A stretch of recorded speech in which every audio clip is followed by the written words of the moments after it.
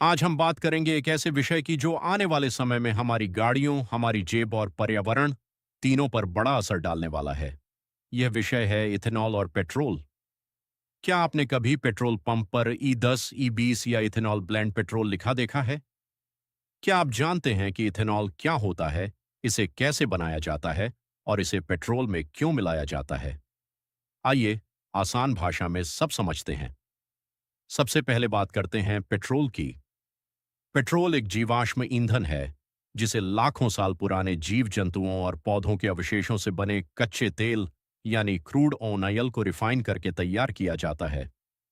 Petrol लंबे समय से दुनिया भर में वाहनों के लिए सबसे लोकप्रिय ईंधन रहा है। अब बात करते हैं इथेनॉल की।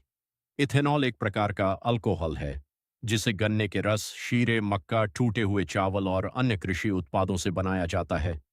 यानी यह एक नवीकरणीय ईंधन है जिसे बार बार बनाया जा सकता है।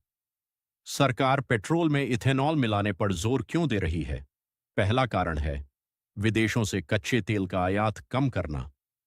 भारत अपनी जरूरत का बड़ा हिस्सा विदेशों से खरीदता है। यदि पेट्रोल में इथेनॉल मिलाया जाए तो आयात कम होगा और विदेशी मुद्रा की बचत होगी। दूसरा कारण है प्रदूषण कम करना।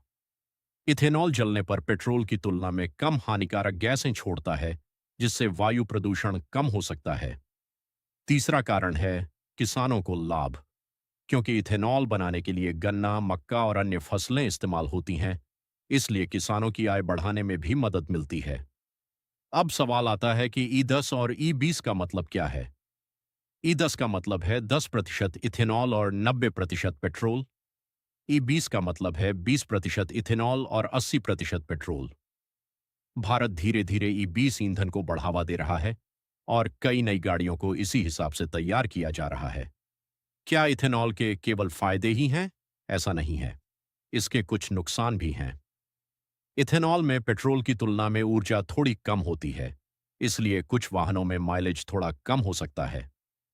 पुराने इंजन यदि E20 के लिए डिजाइन नहीं किए गए हैं, तो लंबे समय में कुछ तकनीकी समस्याएं भी आ सकती हैं।